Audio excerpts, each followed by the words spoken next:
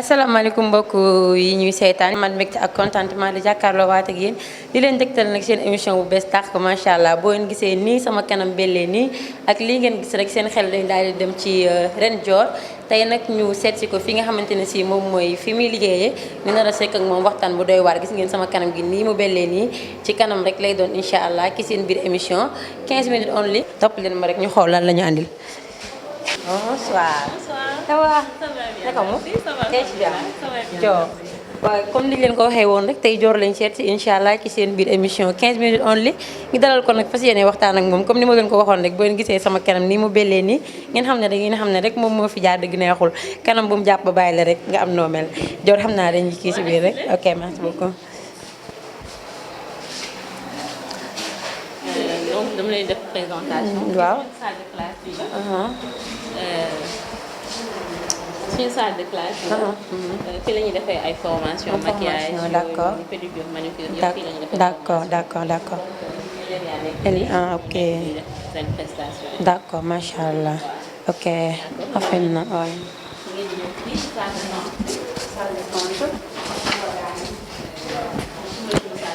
ok fii mooy salle de tontu bi. macha allah modeste nga xam ne client bu ñëwee fii la ñuy nekk. d'accord ok d'accord. waaw fii. fii nag mooy salon de coiffure. ok donc nii lañ ko aménagé. fii la ñuy def suñuy maquillage. d'accord. maquillage cérémonie. ok yëpp fii lañ koy defee. ok d'accord. salon de coiffure baa ngi nii. macha allah rafet na trop comme li ñu leen ko waxee woon rek yéen a ngi suivre seen émission 15 minutes only. ok merci beaucoup. waaw Dior merci beaucoup ci dalal bi ak ci accueil bi macha allah boo gisee sama kanam gi rek ni mu bellee comme ni ma leen ko waxee rek moom moo jaar ci kanam bi dëgg neexul Dior maa ngi lay nuyu di la bàyyi nga nuyoog sa fans yi ak téléspectateurs yi di seetaan. waaw maa ngi leen di fay maa ngi leen di remercier bu baax seen présence fii nii ci salon de coiffure complexe la Reine Dior di nuyu sama élèves yi nga xam ne ñoom laay liggéeyal bon lu ma wax sax élèves mais samay partenaires lañ ak samay employés yi nga xam ne ñoo fi nekk aussi di nuyu sama borom kër monsieur Aïdara Ndiaye di nuyu sama pap di nuyu sama yaay di nuyu sama benn tata boo xam mi ngi Dakar Tamounas ak jëkkëram tonton Band maa leen di nuyu ñoom ñëpp waaw di leen sant di leen gërëm seen présence bi encore une fois. merci beaucoup. waaw comme ni ma ko waxee rek Dior mais Dior bu ñu bëggoon a xam Dior kañ la dugg ci li nga xam ne moom mooy métier bi ak fan la ko jàngee lan nga ñuy wax. waaw métier bi maa ngi si dugg en 2009. 2009 boobu fekk dama bàyyi sama jàng maa ngi nekkoon lycée de la Fosse à Dakar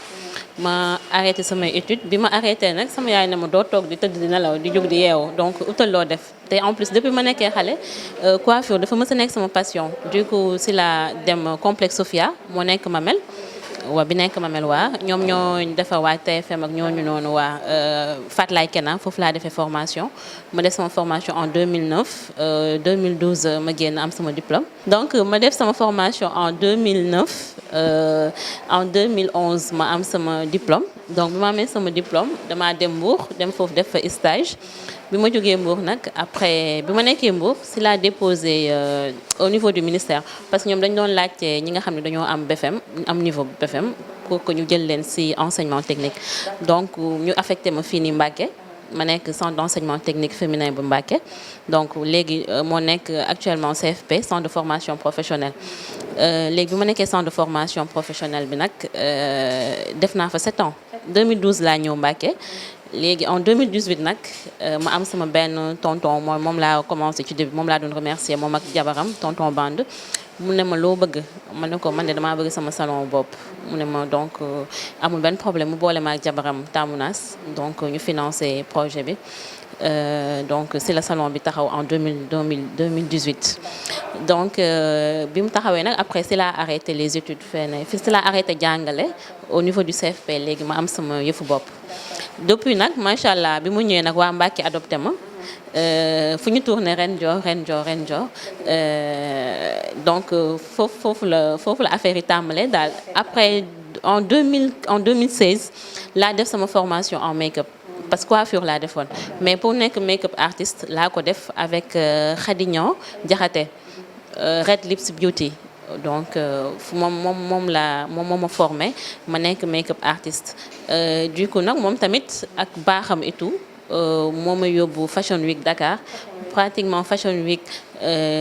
bi mooy sama 3e année boobu bon en fait année passée moo doon sama 3e année boo xam ne maa ngi ko doon participer mais comme que ren ji ak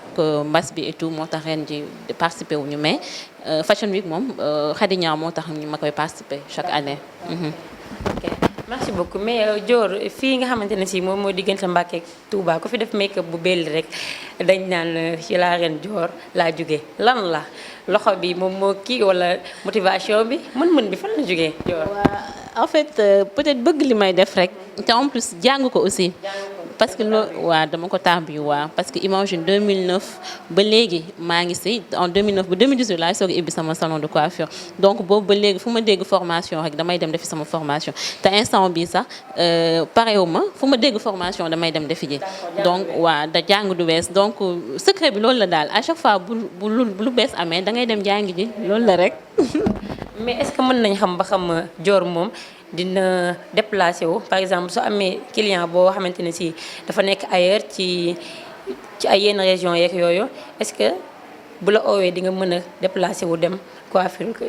ñëwaat. waaw bien sûr damay def déplacement mais fan yi comme que dama am bébé sama bébé maa ngi koy bisu de passage bébé maman Fatou Aïdara Ndiaye moo tax ma arrêté déplacement yi mais xam naa fii ak le temps que muy dëgër incha allah dinaa recommencer waat déplacement yi man moom dama doon dem partout au Sénégal. waaw en fait amoon na ab projet boo xam ne dama naroon dem Maroc mais bi ma nekkee en état laa ko arrêté mais peut mën naa wax ne après incha allah dinaa def partout dans le monde xam nga di def ay make-up incha allah.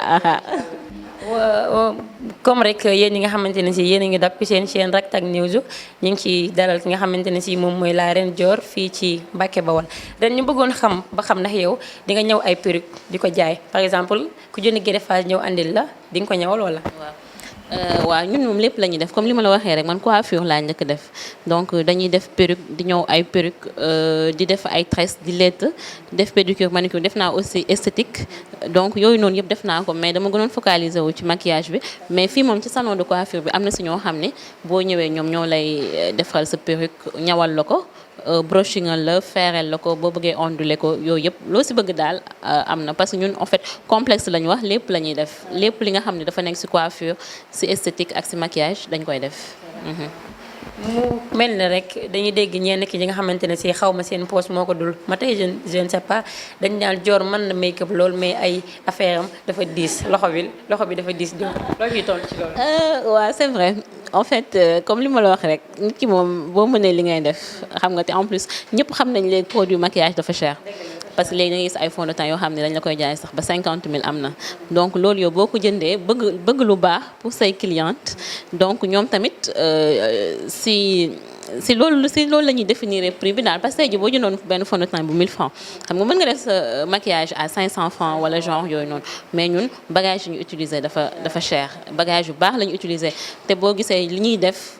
doo foire man parfois ni dama naan maquillé nga ma sax dama cee tëdd bi ma yeewoo dama defaat tuuti poudre rek moom laa continuer ba si guddi gi xam nga donc ça veut dire que loolu qualité la donc nag ku bëgg a qualité aussi il faut que nga poche bi nga génnee xaalis. loolu leer la maa ngi ciy nuyuwaale de passage yi nga xamante ne si moom mooy sama xarit Ayma Sarr moom fu make bee rek fii lay make bee dëgg neexul boo ko laajtee rek waaw mu ne la reine Dior moom moo fi jaar mu mel na rek mën na li muy def macha allah di ko ñaan rek loxo bi gën a dëgër lool macha allah xam-xam bi gën a yokk yàlla wéral loxo bi nan ngay dundee sa ay élèves fii nii parce que quoi qu'on puisse dire ay jigéen xam nga rek dañoo bari ay ci genre nan ngay dundee ñoom. waaw macha allah en fait yombul parce que da ngeen di ñëw foo xam ne yéen ñëpp da ngeen di tase en fait doo leen bokk jikko mais aussi comme ñun dañuy def professionnalisme te si loolu lañ ñu tàggatee moo tax à chaque fois ku ci nekk da nga koy responsabiliser nga ne ko yow fii mooy sa place. donc ay coow nag parfois ay wax yi du ci ñàkk mais aussi ku ci nekk da ngay jox nga sa morom respect donc ñun noonu la ñuy liggéeyee en plus. si suñu formation dañoo jàngal nu ñuy accueillir sa cliente et tout donc ñun loolu yëpp dañ koy def ci salon bi parce que bëgguñu fi kenn ku fi dugg mer donc dañuy bëgg à chaque fois ku fi dugg kontaan boo génnee donc xale yi nag man maa ngi leen di tette maa ngi waxtaan ak ñoom di leen conseiller comme que ay jigéen lañ en plus ay xale lañ chaque fois du ma jug si di leen conseiller donc di leen wax jàpp leen seen liggéey donc liggéey bi ngeen am tey ji boo leen demee ba am jëkkër boo leen defaree seen bopp bu leen seen jëkkër defaralee ngeen defar bu leen defarulee aussi ngeen defar seen bopp donc man chaque fois moom du ma jug si di leen conseiller moom waaw. mais Dior coiffure ak corona nan nga ko dundee. une très bonne question. waaw bii moom defe naa moom laa doon xaar métti na trop parce que ñun bi ñu waxee ni dañuy arrêter rassemblement yi donc cérémonie amatul ñun si lañu suñu liggéey taxaw toog nañ 3 mois yoo xam ne dañoo tëj. toog nañ 3 mois yoo xam ni liggéeyuñu mu metti suñun trop ba am na benn jour boo xam dama woote à la rajo Walfadjri di ci wax metti na parce que imagine nga yor say employé wax leen fay yor sa location courant ndox ak yeneen dépenses yi añ bi et tout yooyu noonu yëpp ay dépenses la loolu yëpp dafa metti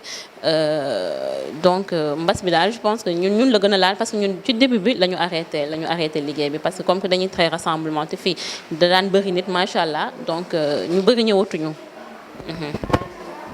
waaw comme ni mu ko waxee rek mbas moom côté yëpp la laal di ñaan rek yàlla jëlee ko ci àddina bi ñu delluwaat suñuy activité ñun Sénégal xamuñu lii dañoo mën saafonte dugg ak génn dëgg du neex mais lan ngay waajal sa client yi ci li nga xamante ne si ñoo ngi jëm ci tabaski bi. waaw comme li ma la wax rek instant bi moom mbas bi moo ñu laal te waroon nañu am ay bagages yoo xam ne ak matériel yoo xam ne dañ ko waroon indi mais bon par rapport ak corona bi moo tax mais di wax client yi que ni commencé waat nañ liggéey bi peut-être début bi instant bi dafa metti na pour ñu amaat départ et tout parce que toog nañ ay mois yoo xam ne xaalis da doon génn te xaalis du dugg donc dépense yi daa bëri woon mais di leen wax ni que ni ren jox commencé na liggéey bi ñu ngi leen di xaar ku ci nekk li nga bëgg que ça soit maquillage tresse pose greffage yëpp daal loo leen bëgg daal ci coiffure ci maquillage ñu ngi koy def reprendre nañu donc ñu ngi xaar clientèle yi aussi di ñaan appel ci autorités yi comme waaw ci autorité yi